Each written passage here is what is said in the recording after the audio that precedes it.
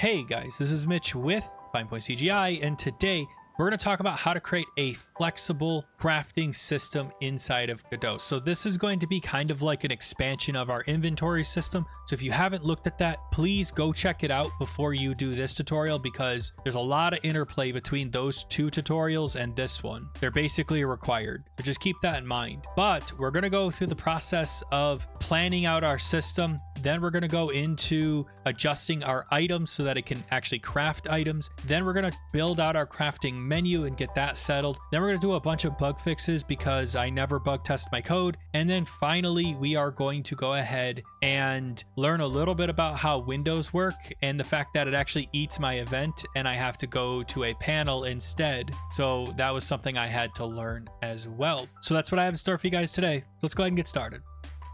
Okay, so the first thing we have to talk about is how we're going to change our actual design here. So I've kind of gone through and already changed it so that way I can just kind of run it through for you guys. So first things first, we're going to have to add a can afford. So basically the idea is that we're going to check if we can afford an item, and if we can't, then we're just going to return false here.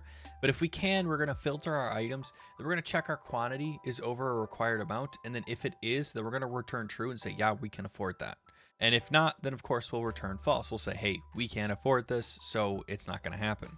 Now, if we head over here, once we can afford an item in our inventory, then we can remove those items. So you can see that we'll check if we can afford it. So that way we don't remove something that doesn't exist. We'll get all the items of that type. We'll get an item from a list, because what's going to happen is it's going to return a list of items that have those things, because it's possible you could have 2 or 3 stacks of an item.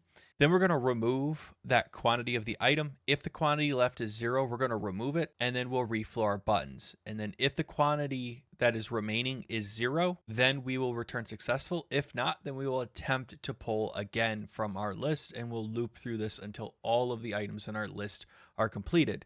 And as long as our can afford is correct, we should be okay with just running through this code without error checking, because we've already done our error checking above, so we should be okay. Now over here in our inventory class list, we basically are going to be adding in the states. That's going to be new because we're going to need to be able to actually check what our state is. And we're going to have to set up a current state system as well. That way we know if we're crafting or if we're not crafting. Because if we're crafting, our code's going to have to react a little bit differently than if our state is not. And also, it's a good idea to always have a global state of what your inventory is sitting at. So that way you're not doing something that you shouldn't be doing. Now, once we have that, let's take a look at our inventory button. So if you remember, we had an inventory button. You can see we have added a inventory button state and a current state. That's going to allow us to have one button that does 2 things or 3 things. In our case, it's going to basically check to see what the state is. And if the state is inventory, then it's going to use that item. If it's not, then it's going to craft that item. That way we can use the same button for 2 different interactions without needing to recode additional things. Now, I know we could use inheritance to do this, but really it's a tiny change, so I'm okay with just adjusting it slightly. So basically what we'll do is we'll add in a state check here to use the item or craft the item. We'll also do the same thing with our setup button. If our state is crafting our inventory, we'll set our state to crafting our inventory. And then if we update our button, we basically will be setting our icon, setting our quantity, setting our text, and then ending from there.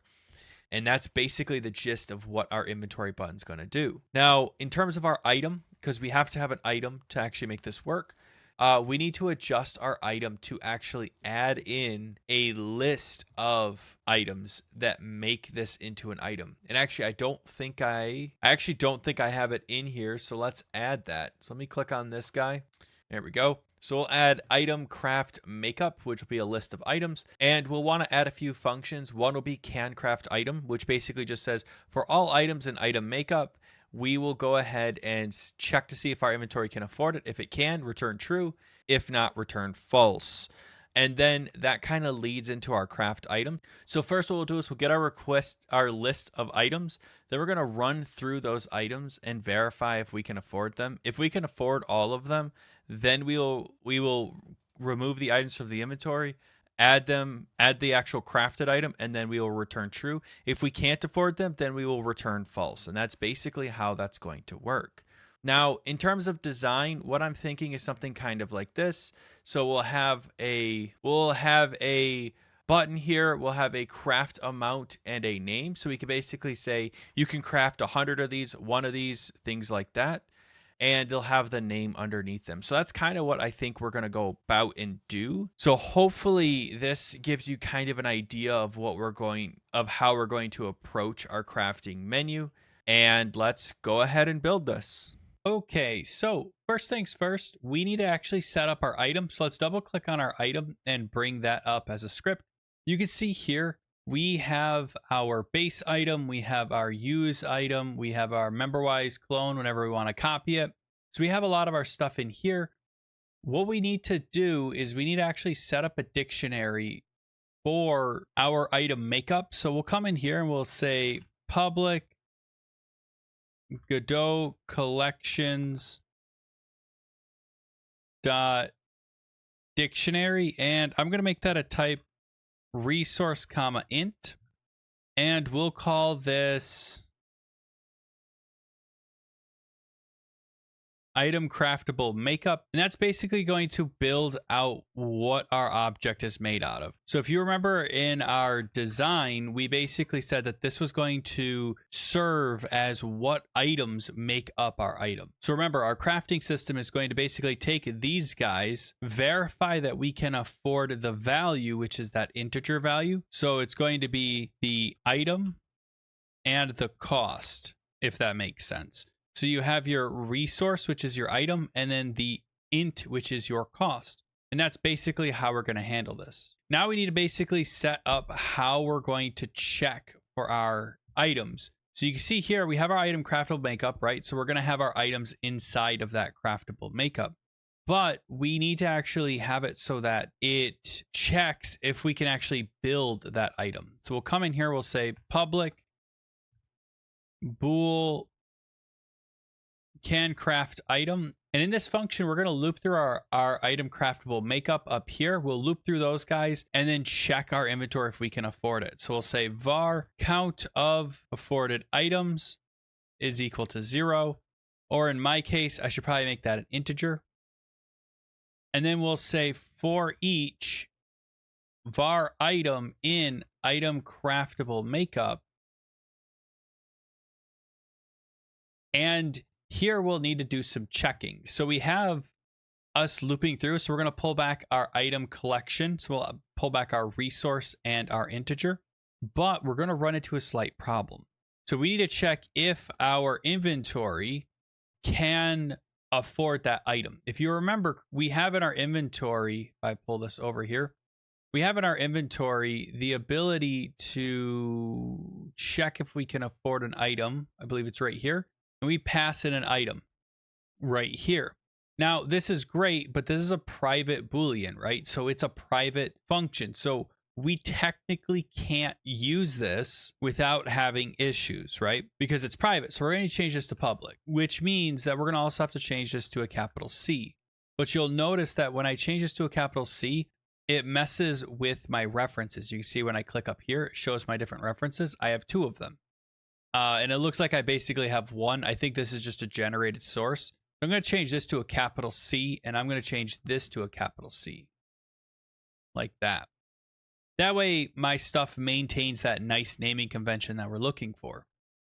Now, you'll notice that we don't actually have a reference to our inventory over here on the left, right? All we have access to is the inventory object, right? So inventory, you can see here's our object, but that's not what we're looking for. So how can we make our inventory into a referenceable object in our project? Well, you have a lot of different options, but one of my favorite way to do it is with the game manager. The game manager is supposed to be the guy that houses everything that's global anyway, so it actually works out pretty well. So we'll scroll down here. We'll find our game manager.cs. We'll come down here and we'll say public static inventory like that.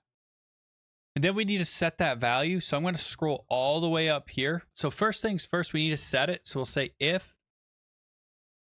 game manager.inventory is equal to null, then we can go ahead and set our game manager.inventory equal to this.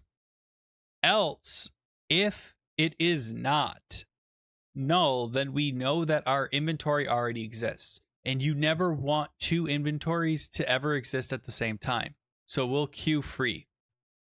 And that'll delete our inventory instance. Hey guys, Editor Mitch here. So something I just wanted to jump in and say is there is a possibility if you're doing anything with your inventory on ready with anything in your code base, you could run into an issue where it's saying, hey, your inventory is null. Your game manager.inventory is null, right? And the problem comes in because of how Godot does its script execution order. So what I found can help mitigate it, which in this case, the way we have our stuff set up, you're not going to run into this issue.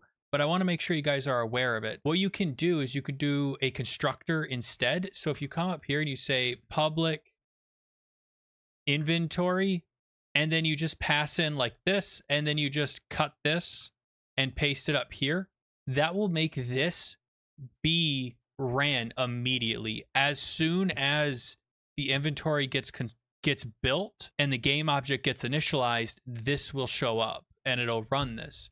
So the reason why this is important is because how the script order execution works in Godot is the initialization of an object happens before the readies are ran.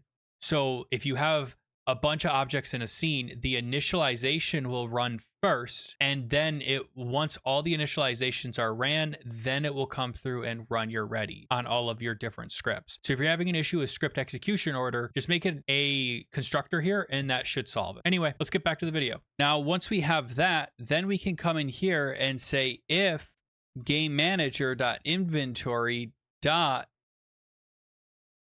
can afford, and then we can pass in our item. But we're going to run into a slight problem. First things first, this is an item. So if I move this inventory over here, we can kind of get a better look at our item here. First things first, this is not an item. This is a generic key pair, right? So we need to hit .key to pass in our resource here. But you'll also notice that, hey, well, now we can't convert our key to an item.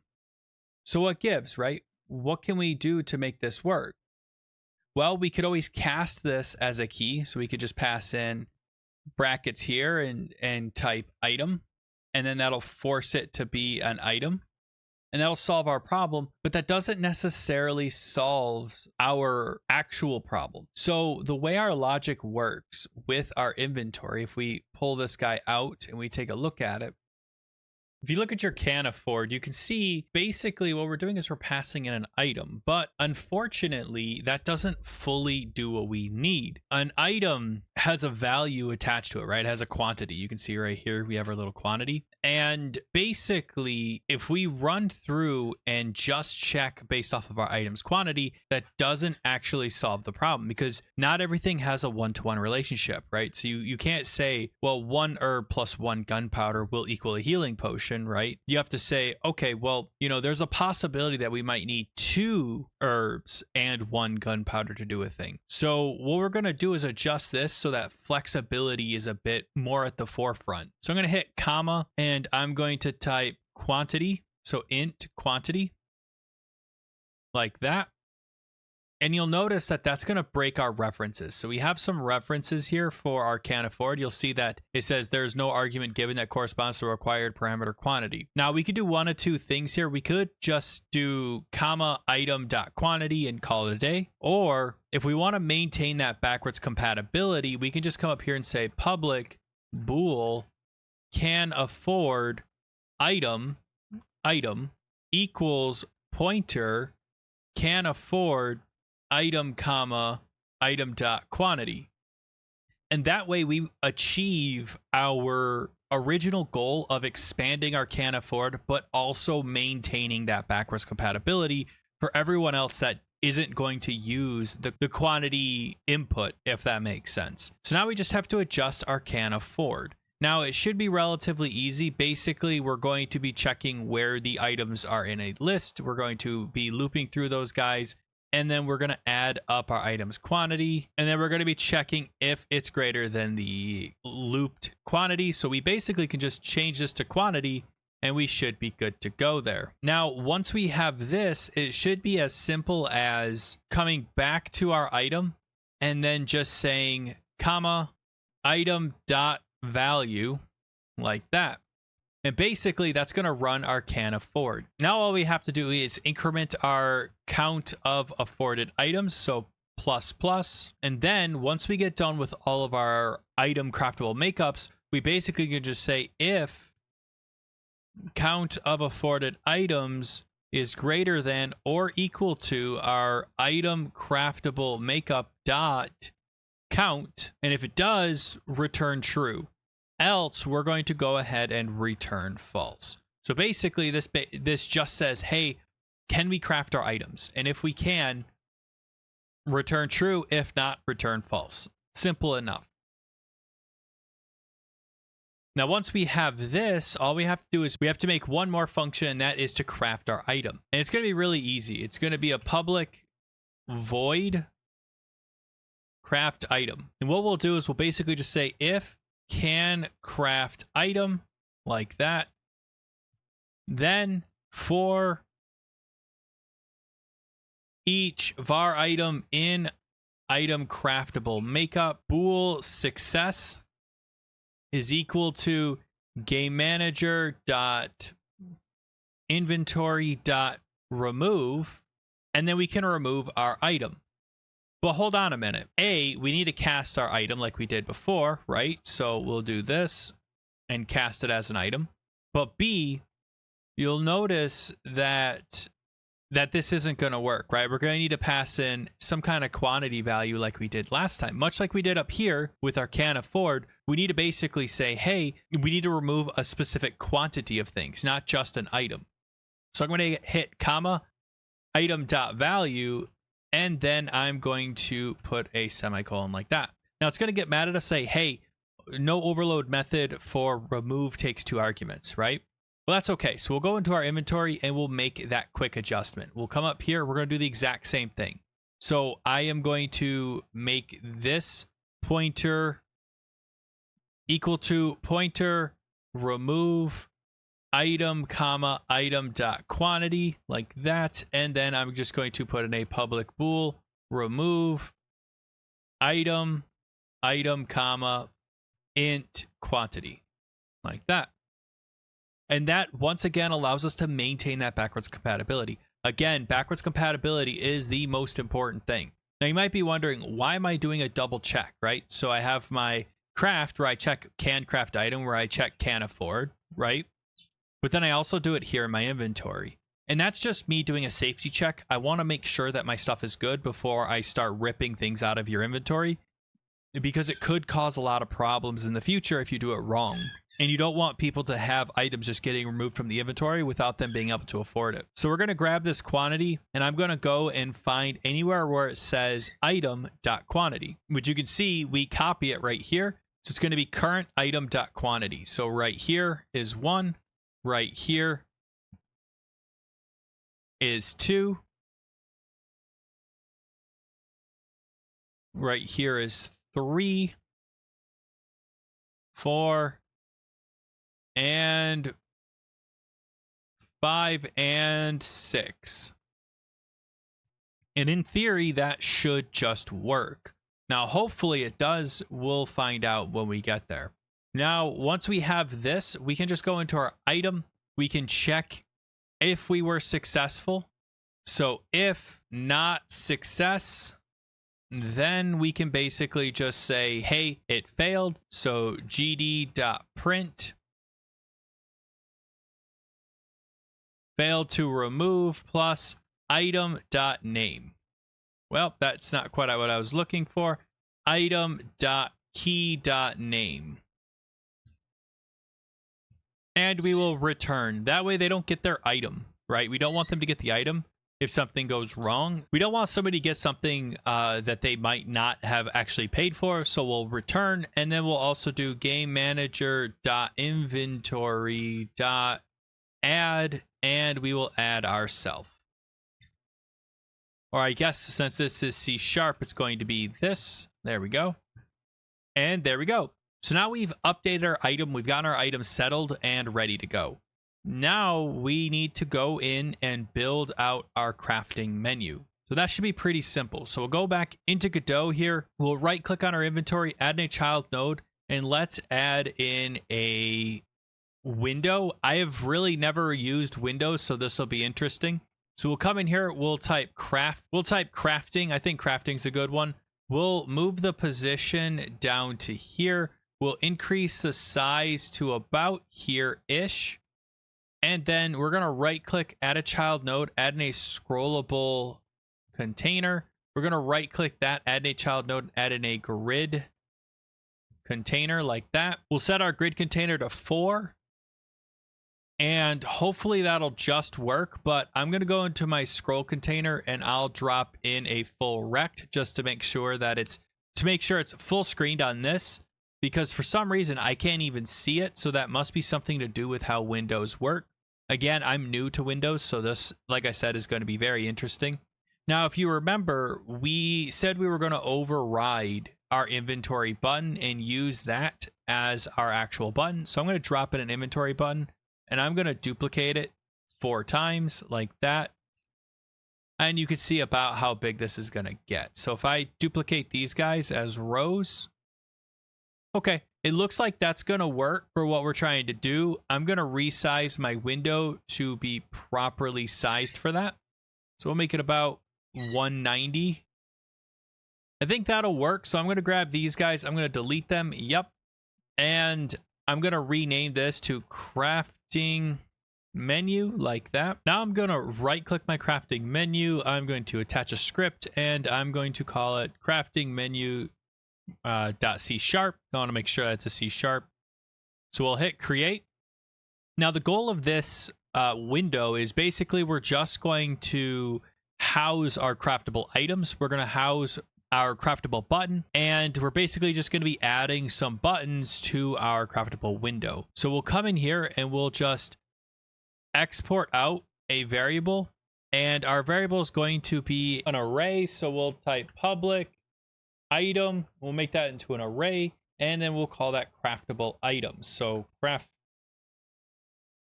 items like that. And what this is going to do is it's going to house all of our craftable items. So think of it as every item that's available to be crafted in the game is going to be right inside of that list. We also need to house button of some description. So I'm going to export out a public packed scene, and I'm going to call it craftable button. And this craftable button here is actually going to be used to basically be our button, much like how our inventory works, where when we start up, we populate our buttons and we have a section here where we add child to our grid container. We have to do basically the same thing. And that means that we should also have a public grid container as well. So we'll head to our crafting menu here and we'll say private grid container, and in our ready, we'll set our grid container equal to get node grid container, and we'll pass in our grid container. So if we take a look at our Godot project, it is under scroll container, grid container. So we'll type scroll container slash grid container like that. And now, much like our inventory, we need to add our inventory buttons, right? So we have to add our craftable buttons. So we'll say for each var item in craftable items, and we'll instance an inventory button. So we'll say inventory button is equal to craftable button dot instantiate, like that. And you'll see it's going to be mad at us. So what we'll do is we'll cast this as a inventory button. So we'll come in here and say inventory button like that. And then we'll say inventory button dot update item, and we'll pass in our item, comma, our index, which doesn't really matter in this case, 0, and we should be good. Then we could just type grid container dot add child and add our inventory button. Now you might think that this would work, right? Well, I mean, we're adding our inventory button, so it should work, right? Well, yes, this is going to work, but it's not going to actually make a craftable button. To do that, much like how we planned, we need to go into our inventory button here, and we need to actually make our inventory button be able to handle different states. And the reason why is because the inventory button and the craftable button are literally the exact same thing. The only difference is one fires off a craft event and one fires off a use event. So it's really that simple. So all we have to do is come up here and create an enum and create a state for this. So enum inventory button type, and we'll say inventory comma craftable like that. And then we can just come down here and go public inventory button type current inventory button type. You see we have an underline. That's because this is not a public enum, so it's going to get a little mad at us. So there we go. And under our update item, we're going to need to be able to tell it what our inventory type is. So we'll say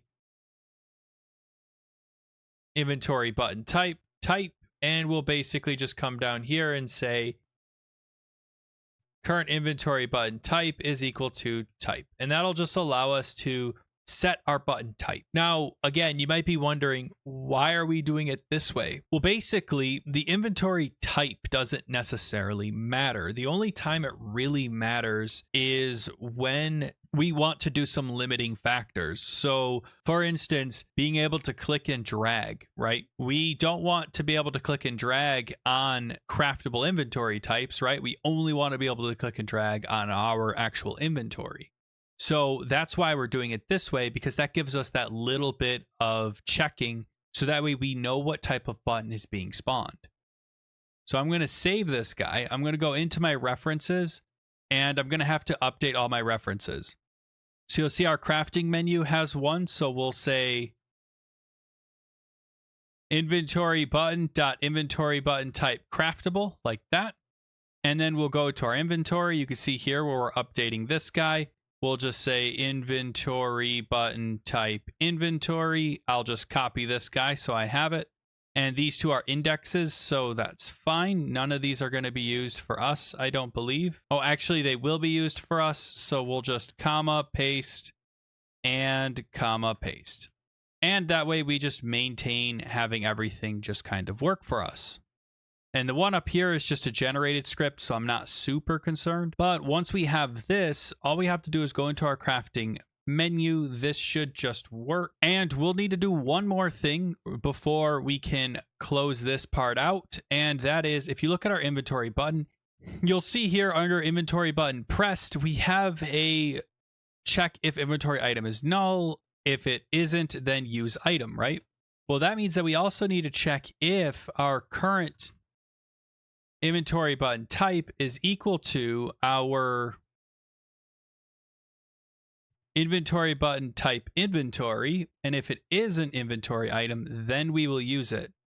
Else, if our current inventory button type is equal to craftable, then we can do inventory item dot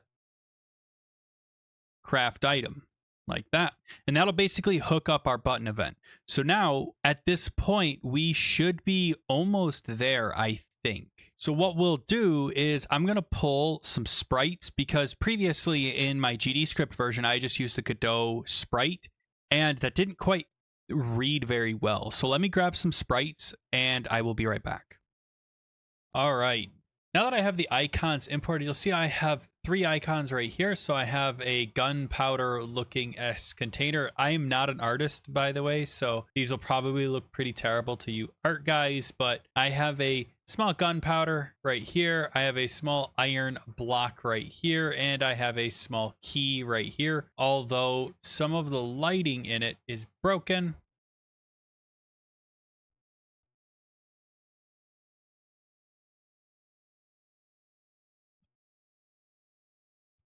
All right, now with that fixed, let's go ahead and build out our items. Now, if you remember, we were discussing how two items can make up another item. So I'm going to come up to my RES. I'm going to right click, create a new folder, and I'm going to call it items. And that'll just be a place where I'm going to store some of my items, because at this point, it's going to get kind of ridiculous as I create more items and things like that. It could become a problem. So what I'm going to do is I'm going to right click, create new resource, and I'm going to click on resource, and I'm going to call this iron. Then I'm going to click on this resource, click on the script, load a script, and I'm going to load under add-ons, FP, inventory systems, script, and I am going to add in my item. And that, you will see, creates my item and gets it all set up. Now, all I need to do is I could just duplicate this guy and call it key. And then I can duplicate this guy and call it gunpowder. Now, for the name, I'm going to type gunpowder. Resource path, I don't have any. For the icon, we're going to come in and use my UI icons, and we'll drag gunpowder into there. And for sub item or anything like that, we don't need to worry about that. And we'll set the value here for the ID to be 5. For iron, we're going to set the ID to 6. We're going to name it iron. Our icon is going to be our iron icon. Our quantity needs to be 1. Our stack size needs to be 1. And for our gunpowder, same thing, 1 and 1. And then for our key, we're going to make the ID 7, and we're going to call it key. And for the icon, we will use our little key icon. And for our quantity, 1, stack size of 1. And we're going to save all of that. Now, to get our crafting menu to actually work, what we need to do is we need to set our crafting menu to have that craftable item. So I'm going to build this real quick. And you'll see it built successfully, which is good. I'm going to click on my craftable items. I'm going to add in 1 to my array. And you'll see I have it empty, so I am going to drag in my key just like that. Easy enough. Now, if you're running a different version of Godot, you may need to set this as an object. In 4.0, I had to set it as an object and then pass in my key from there. So just keep that in mind, but it looks like this time Godot may have fixed it. So what this is going to do is it's going to populate a button over here in my crafting menu, so that should work perfectly. The only thing that we're really missing now is the craftable button. So we'll add that in real quick, which is going to be our inventory button. So we'll go into our add-ons. We'll come down here to our inventory button. We'll drag that guy in, and that should do that. And then we should be relatively good. We do have the add item and add item to, because we're going to need to add items to our inventory to be able to craft. So let's head into our inventory and make that quick adjustment. So we'll come over here.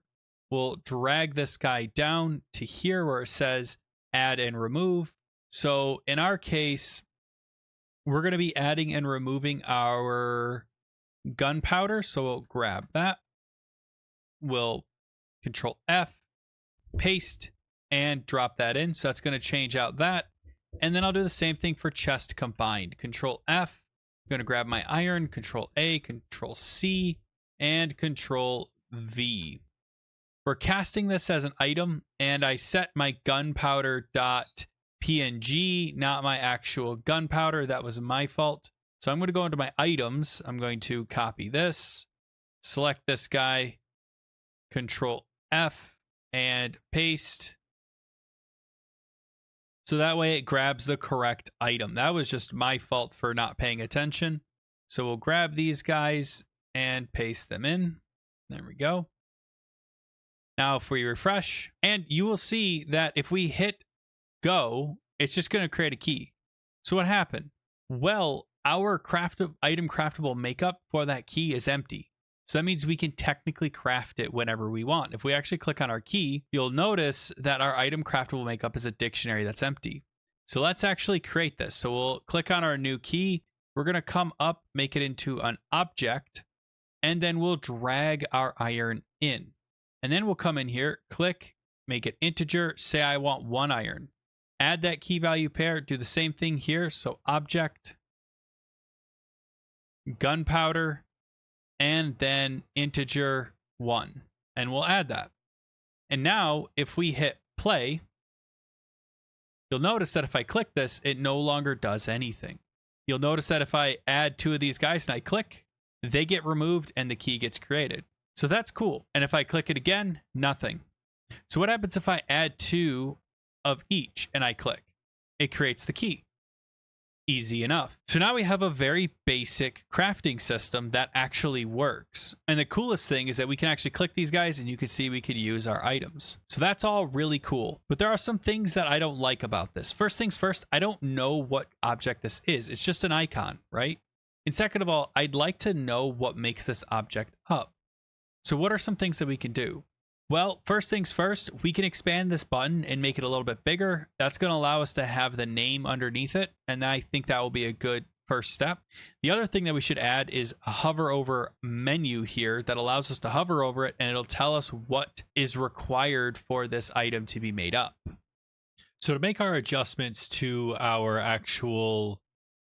inventory button, we're going to come over into our inventory button.tscn here.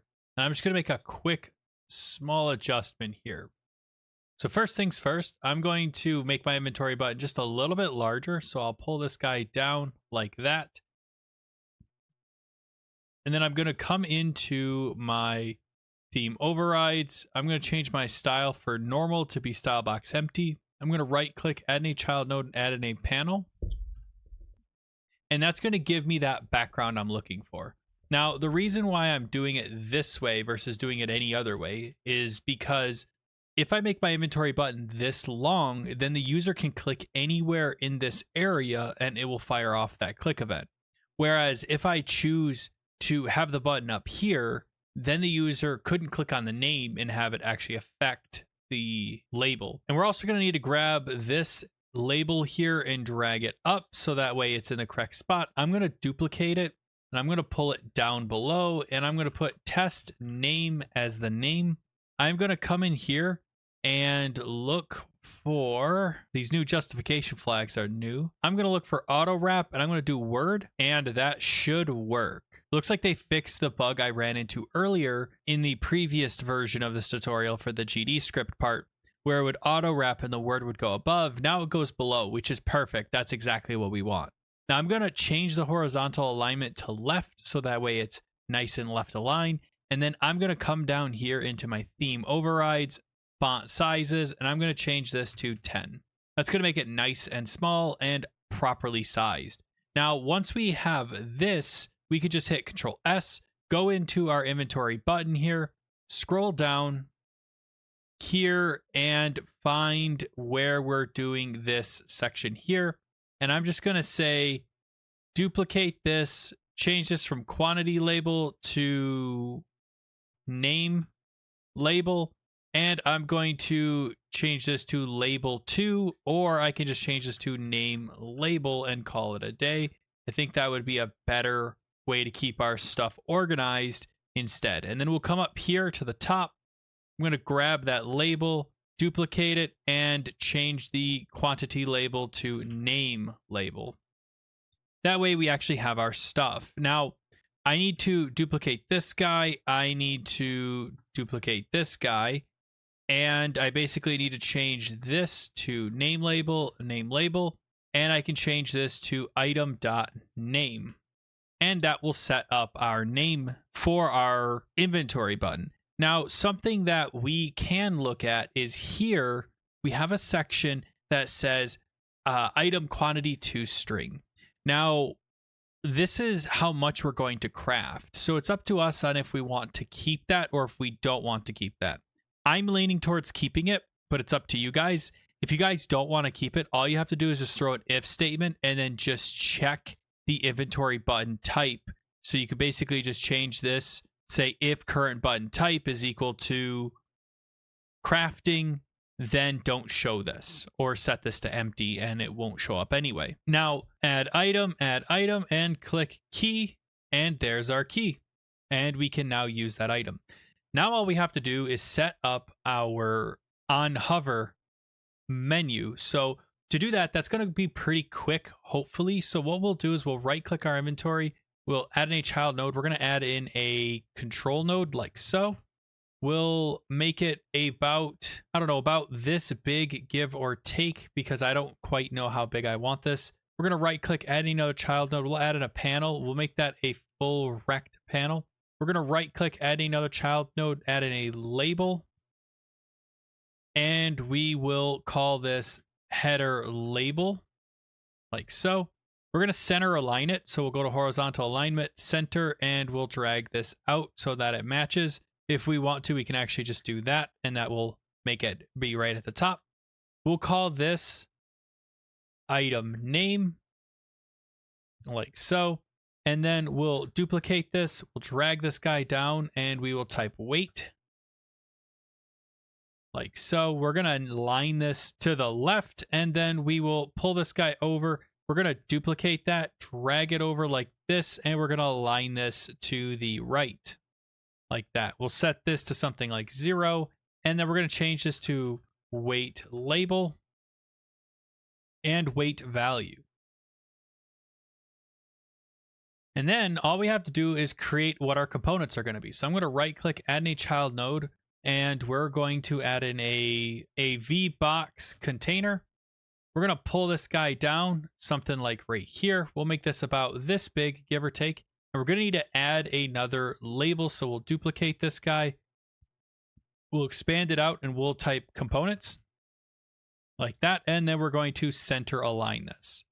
Now, I'm going to Control A on this and type components label. And then I'm going to grab this guy. I'm going to right click, add in an HBox container. I'm going to right click, add another child node, and I'm going to add in a label. And I'm going to duplicate that label. And I'm just going to throw some test text in here, and I'm going to throw a number. Now I'm going to click on this label, and I am going to make it so that it expands all the way across to the other end. And basically to do that, we just got to go in layout, container sizing, and expand. And that will go ahead and expand that. Now our container can probably be buffered just a tiny bit, give us a little bit more space there.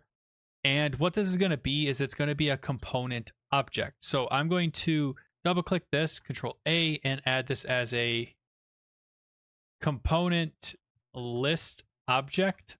I'm going to right click, attach a script, and I'm going to call it component list object. And I'll get rid of these guys because I don't need them.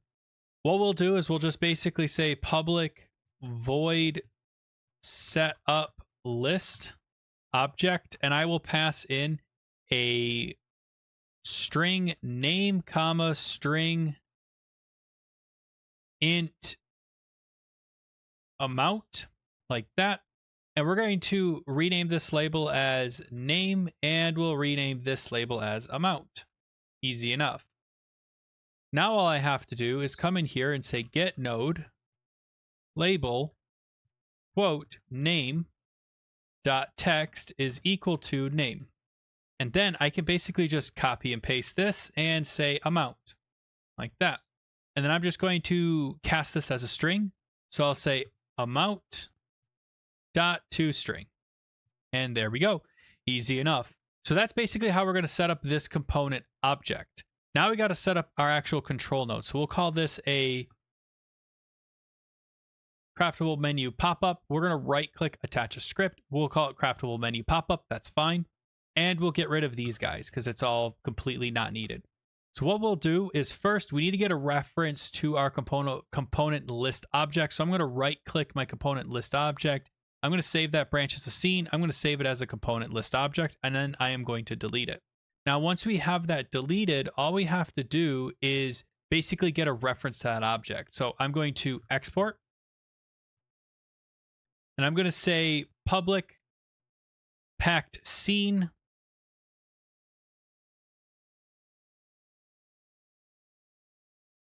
component list object. And then I'm going to set up a function to actually set up this pop-up.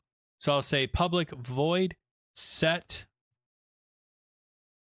up menu, and I'm going to pass in some things. So what I need to do is pass in all of the information that I need for an item. So at that point, I might as well just pass in an item, right? Because it's going to have all that information already. So I'll just pass in an item, and then I'm going to put get node label item name dot text is equal to item dot name.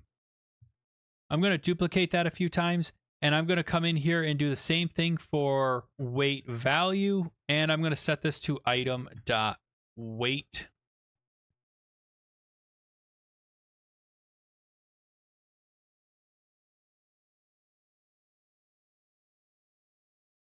Interesting. So I actually don't have a weight value. This must be something that I missed in one of my tutorials. So I guess what I'm going to do is I'm going to disable my weight label and my weight value, and we'll have to return to that at a later date. I'll pull this guy up, and I'll make my VBox container kind of match. So we'll pull this down, pull this up. And then what I'll do is I'll go into my craftable menu. I'm going to comment this guy out. So what we'll do is we'll basically just loop through our components and then just print those out. So we'll say for each var item in item dot item craftable makeup, and we'll call this craftable component in item dot craftable makeup. And first we'll have to actually instance our component list object. So we'll say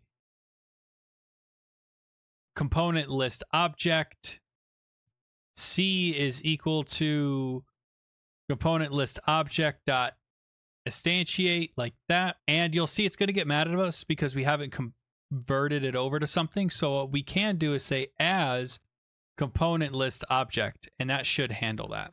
Now all we have to do is just say C dot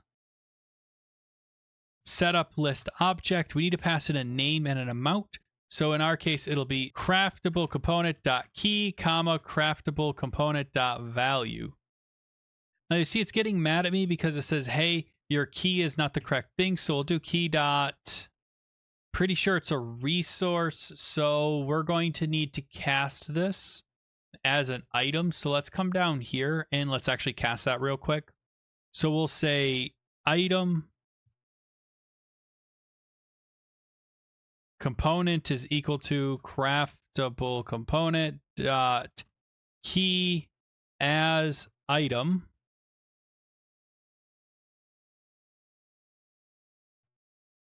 and then just do component dot name.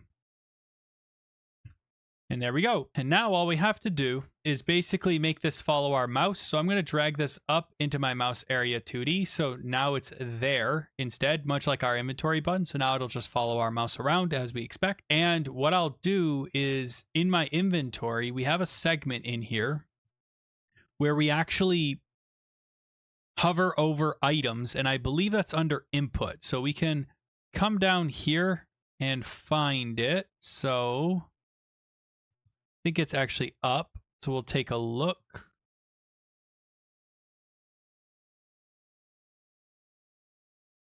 So that's fine.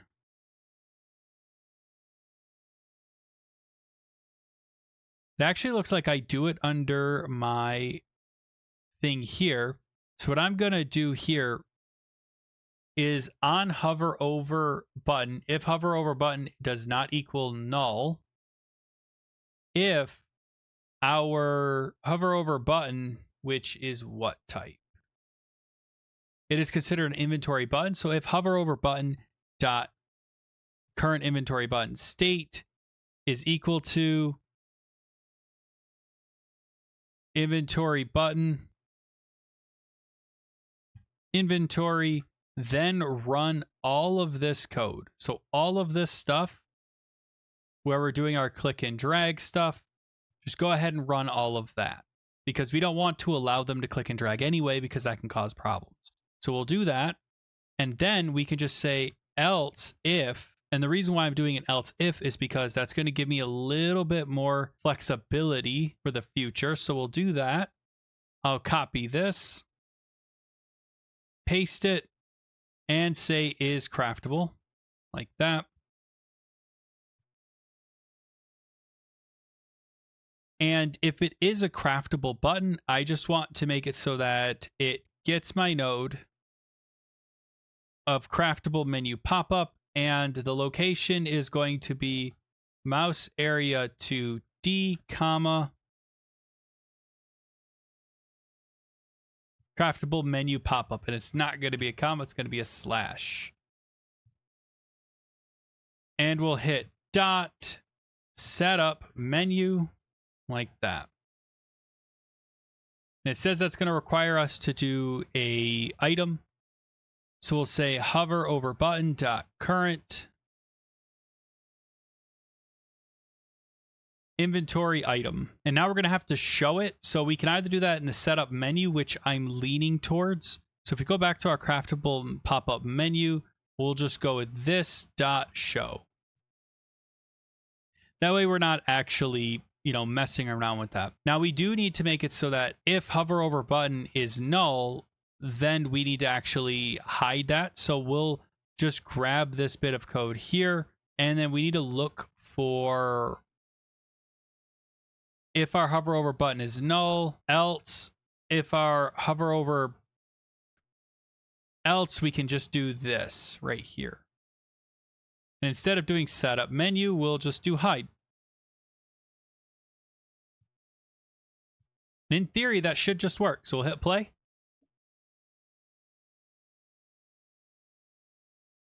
Well, not quite, it looks like. So let's see what's going on.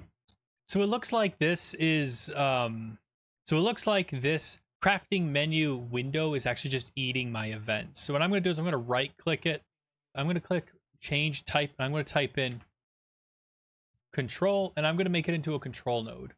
Now, you'll notice that literally eliminated everything, but that's okay because that's what I wanted. So I'm going to pull this guy down. I'm going to come in here, add a child node. Let's add in a label. And we will make this go all the way across the top. I'll type crafting menu and center align it. Then I'm going to right click my crafting menu, add in a button. And I'm going to snap it to the upper right-hand corner. I'm going to make this a little bit bigger, like that. And I'm going to add an X button, just like that. Finally, I'm going to right-click, add in a child node, and I'm going to add in a panel. And put this in the back, and I'm going to make it full rect, like that.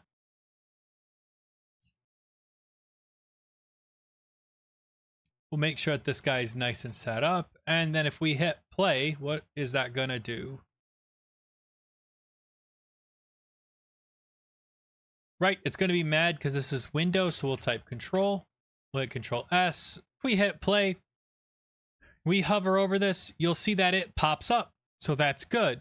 But you'll notice that we're not getting any components. So why is that?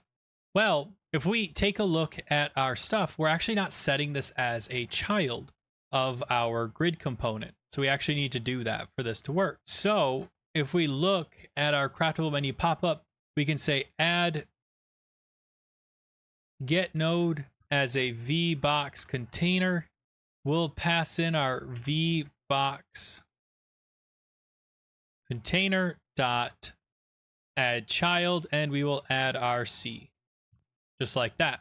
Now we also need to make sure that we remove all the children underneath our VBox container to make sure that we don't have additional ones.